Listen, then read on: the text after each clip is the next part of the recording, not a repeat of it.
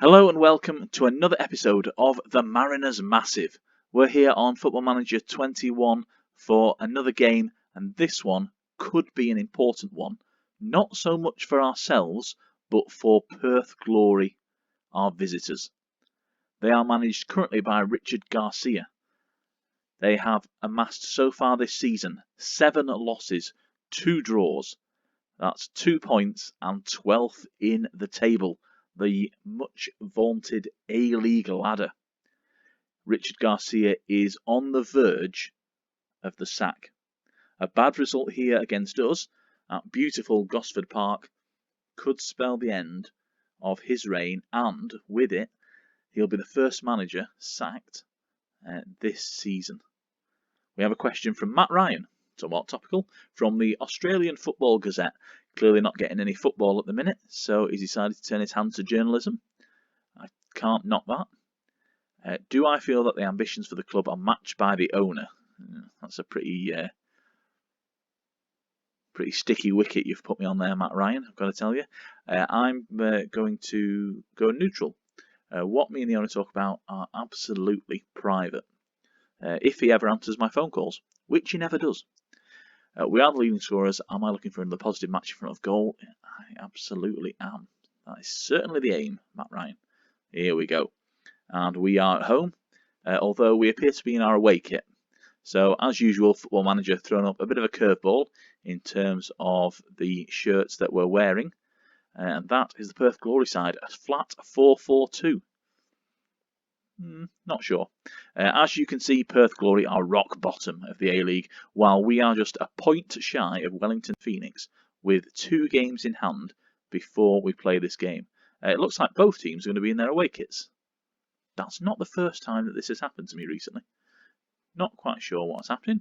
We're going to encourage the boys. In terms of our team selection, there are 2 changes from the last game. In has come Ruiz Diaz and Oli Bozanic. Out has gone Kai Rolls and Daniel De Silva. That means that Gianni Stensness has moved himself back into central defence alongside Ruon Tongic. So hopefully that proves to be a successful little change there, as Matt Simon takes an effort and Liam Reddy has to tip it over the bar. Corner from Nisbet. It's Economides now launching a big counter-attack. Can we get a foot in? Ingham. Yes, there's Nisbet again. Good play by the young lad. Sullivan's going to pick it up here. Sullivan, of course, moved across from Western Sydney Wanderers in the off-season. That's a good bit of pressure on Liam Reddy. Never quite the best with his distribution. Here's Urena. It's a save. While Reddy, not great with distribution, he is a very good shot stopper. One probably of the best in the A-League. And that is an effort just over the bar. But with 4 shots and 3 on target so far, we're doing pretty well here in Gosford. Hopefully Marvin somewhere in the crowd. Good lad, Marvin. Hilarious on Twitter. If you don't follow Marvin from the Central Coast Mariners, the Viking, you are missing out.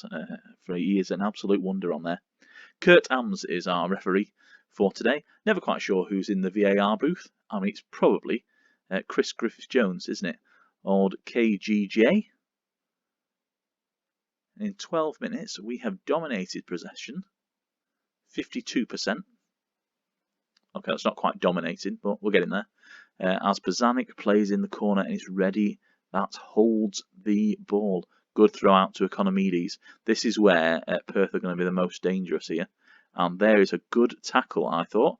Ball went out of play. Are we going to go to VAR to check this? Oh, he's given it. That is never a penalty, ref. As Diego Castro, old Diego, puts it away. Tucking it away with accuracy. We're behind to Perth Glory. That was never a penalty. The ball went out of play. That shows that our fella won it. Absolutely scandalous. And that will put us down in staying in second position. Now, Clisby down the wing. Not something that you say a lot, really, when you see him play. He's a very functional player. Into Matt Simon. Now Janota. Back to Matt Simon. Oh, it's wide, isn't it? There was a suggestion earlier this week for me to drop Matt Simon and bring in Alu Kual. I think that's going to probably take place in the second half. We'll give Alu a bit of a run out, but got to go with Matt Simon, top scorer in the division, and as you saw earlier, we are the top scorers for the entire league. Right, we're just going to mess about with our player roles here, because apparently we're marking specific players that I haven't set. There we go.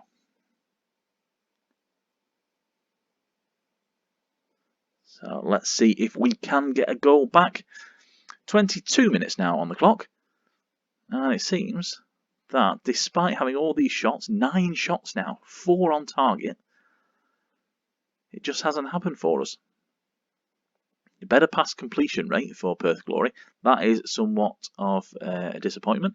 But we've got a corner here. Bozanic in, and it's cleared. But Urena has the ball. Recycles back to Bozanic. Nisbet now. And it's through all the way to Reddy. Already this is looking like one of those difficult games. And there you have it. Andy Keogh, the Irishman, the quiet man, getting on the score sheet. Nice little chip, it looked like there. Built from the back. Diego Castro, all the time and space that he needs to bring that ball down. And Keogh with just a little dink over our goalkeeper, Mark Birighitti. He'll be disappointed to be beaten like that, because it just looked like he came out of his goal a bit too soon. And that has put us 2 goals down against a team that can't seem to buy a win at the minute. Nisbet with another corner, and it's a penalty. Stains on Tongic, and the penalty's given. Matt Simon to take. There we have it. Bit of VAR, both ends of the pitch now. Come on, Matty. Good lad. Matty Simon sticks away his 13th goal of the season. Stand and deliver. Absolutely nothing that Liam Reddy could do about that one. Rooted to the spot. Well played, boys.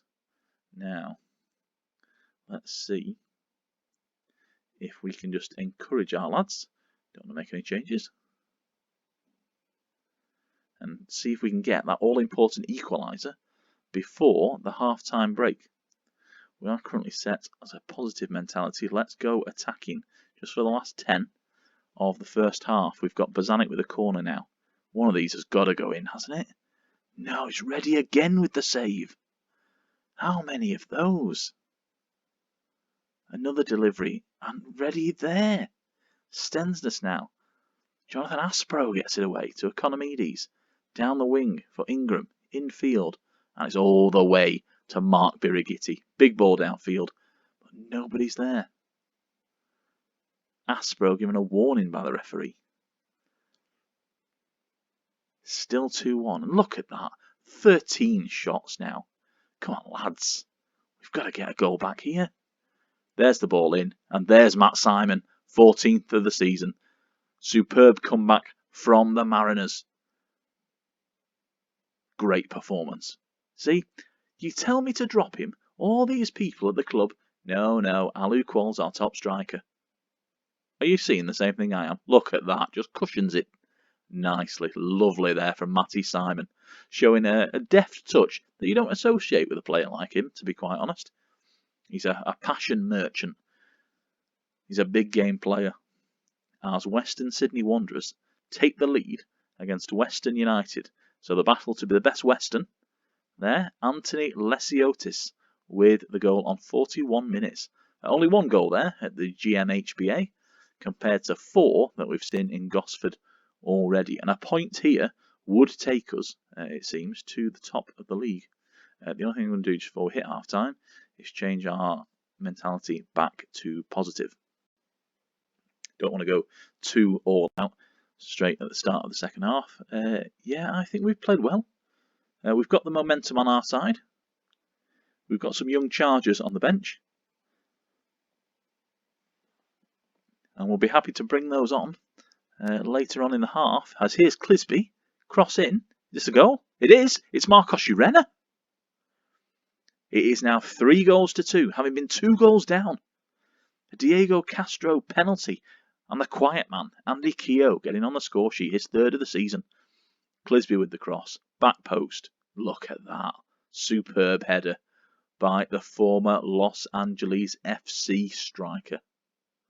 Playing for us in an attacking role, attacking midfield on the right. So we've got Janota on the left, Ruiz Diaz through the middle. And it's another corner, Bozanic this time. And it's Gianni Stensness with his first of the season. 2 goals in 2 minutes. And it is now 4-2. Remember when it was 2-0 to the Glory? There was a fantastic game just this week in the A-League. It was Western United against Perth Glory. In the end, it finished 5-4. Having been just 1-0 to Western United at half-time, it has to be said. Bozanic now to Simon. Infield again, Ruiz Diaz. Now Janota. Simon. Bozanic. Urena. Goal. It is now 5-2. And this is quite reminiscent of that 5-4 game, because it was just blink and you'll miss goals. Every single time an attack was made, there was a goal at the end of it. And it was always a good one as well. Got to say that. Dylan Parias with the pick of them for me, I'd say. Managed to control the ball volley at home. Not giving Tando Velalpi, I think his name is, the replacement goalkeeper for Liam Reddy, who was dropped for the game. As Mark Birighitti saves from Diego Castro. Diego Castro, I have to say, hasn't played yet this season. So he's not quite back following his... Well, he had an absence at the end of last season, chose not to come back following the restart. Reportedly went around Australia in a caravan.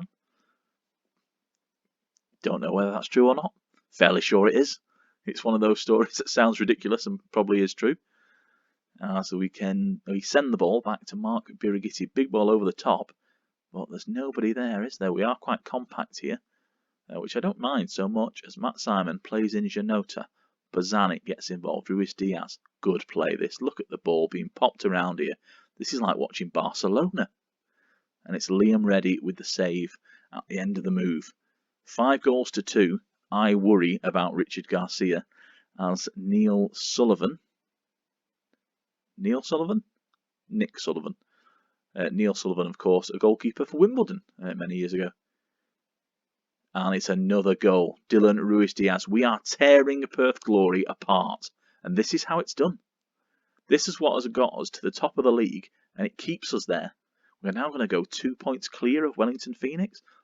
Oh, there's just nobody on him. They've committed too many men upfield. And they've spread out too far across the defence. So in terms of Football Manager, that means that basically they're playing too wide in defence. They need to narrow it down and create a bit of a low block. As it's not another one, is it? It's another one. It's 7-2. A hat-trick by Marcos Urena. And a perfect one at that. Left-right head. Oh, this is beautiful. Look at this. Stand and admire. I mean, it's 7-2. A tight offside call. Is he offside? No, he's being played on. He is onside. And Liam Reddy, I mean, good reactions from him to get down there, because he obviously thought that the shot was going to go there, and it did, but it was just had too much quality on it to beat him. As we hit the hour mark in just a moment, I think it's time to make a couple of changes. I think we'd like to bring off Urena, who's clearly done his job. We'll bring on a young man, Curry. Yeah, that looks good to me. I'm going to leave Matt Simon on. Am I going to leave Matt Simon on? No, let's bring him off. On comes Alec Quall. And we'll just keep one substitution just up our sleeve, just in case of anything going amiss. Usually it's an injury. What tends to happen is you make all 3 substitutions, and then all of a sudden you've got a player on the deck needing medical assistance, as the ball is just not sitting at the moment. Out wide to Stefan Negro. Ball into the back post. Now it's picked up though, isn't it? And now Economides on the counter. It's 3-on-2 and he's straight through. Good goal. Really good run by him. It's now 7-3 and we've witnessed 10 goals. Really good cutout. Aiming for Clisby. Economides, the defence just don't know where to go. And in fact, It probably was a foul in the middle of the park there. But Economides is second in the season. Cannot argue with that. Really good play by him. And the goals just keep on coming.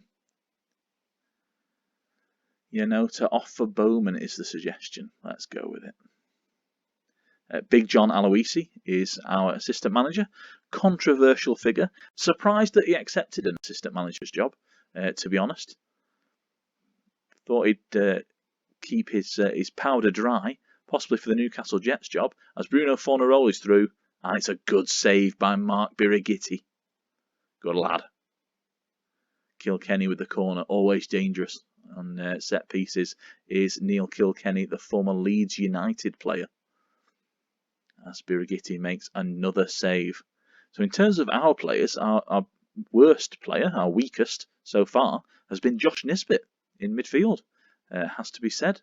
With a 6.7 rating, everybody else has done a little bit better, as Bruno Fornaroli has reduced this to 7.4. Okay. Right, we're not messing about now. We're going back to our attack setting, and it's a good header by Fornaroli. No stranger in the last week or so to a headed goal. Scored one against Melbourne Victory, I believe. I think it was a header. He scored anyway. That's the key moment of that one. As Ruan Tongic picks up a yellow card. He's also not having a great game, is he, in central defence? A bit of a worry at right back there. Negro seems to have sort of expended all his energy. So the little hearts at the bottom of the screen, for anybody that's new to this, new to Football Manager this year, the sort of percentage match sharpness or condition has been replaced. This time we've got more Fitbit style hearts, which sort of monitor how a player is doing. So as you can see, for example, Bowman and Kual have just come on. They've got the nice bright green heart there. As your sharpness and your condition goes down, if you have a look at Ruiz Diaz, his has gone a bit yellow. And down at the bottom where Negro and Tongrich are, that's where you need to start to worry. We've only got 8 minutes to go, plus added time though, as there's another booking. I mean, there's so many notable events in this game. You're going off the charts here. We can't even see the original goal scorer, Diego Castro, from the penalty spot. Shame for Osama Malik this season. Not quite got over his injury. And in real life, he's yet to take to the field, I believe. Or he certainly hasn't in the last week or so. So hopefully he is on the mend as Jankovic goes through. Alu Kual gets his first of the season. It's now 8-4. 8 goals for the Central Coast Mariners. When was the last time that the Central Coast Mariners scored 8 goals in a competitive game? Answers on a postcard. Good movement by Kual. He is, by the way, a fantastic interview. Such a likeable young man. Absolutely love seeing him score, because you just know that he's going to get interviewed after the game. And he's always he's hilarious. He's good fun. Absolutely. Talked a lot about how he looks up to Matty Simon, actually in an interview this week following the game against Sydney FC, of which the Mariners won. So the real life Mariners, managed by Alan Stajic, I hope I'm saying that right. It's not Stajic, as I keep saying. I do know that. But he'll always be Stadge to me. He has got the Mariners top of the league, and so have I. Because this game is in the books. As you can see, notable events. Just look at all those down the left.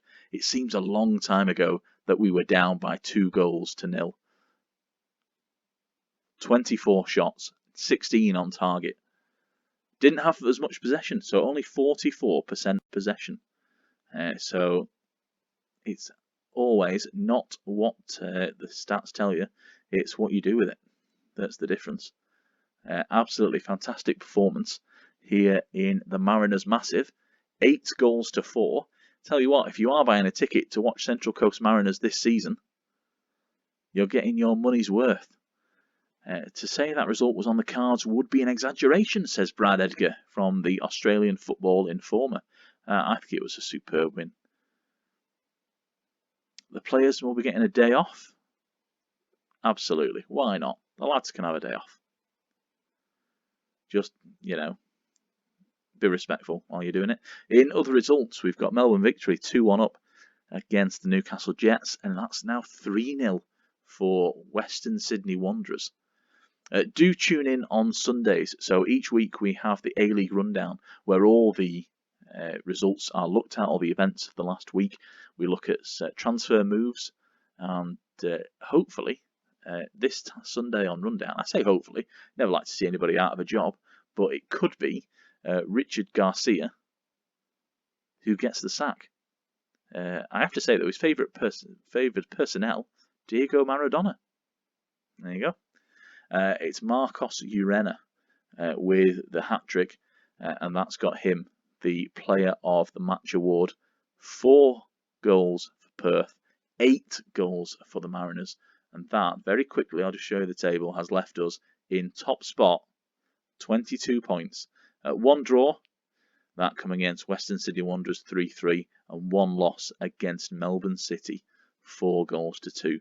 Down at the bottom of the league, here's Perth, a -14 goal difference now. No points, just 2 draws coming at home against MacArthur and away at the Newcastle Jets. So join me on Sunday as we have the A-League rundown, looking at all the happenings taking place in the Mariners' massive universe as we gear up for an upcoming challenge against Wellington Phoenix. So it'll be first versus second over in Wellington at Sky Stadium now, I think it is. Obviously, in real life, the Knicks are having to play the games in Wollongong, and they sort of suffered another defeat this week against the Newcastle Jets. So their first win of the season. Congratulations to Craig Deans and all the players there. Some of our favourites at A-League FC, the likes of Nikolai Topor-Stanley and Roy O'Donovan, Roy the Boy, on the score sheet, as was Valentino Ewell, his 3rd of the season there for the real-life Jets. So thank you for joining me today. Come back on Sunday to find out what's happening with your club in the Mariners' massive save on the A-League rundown. See you then.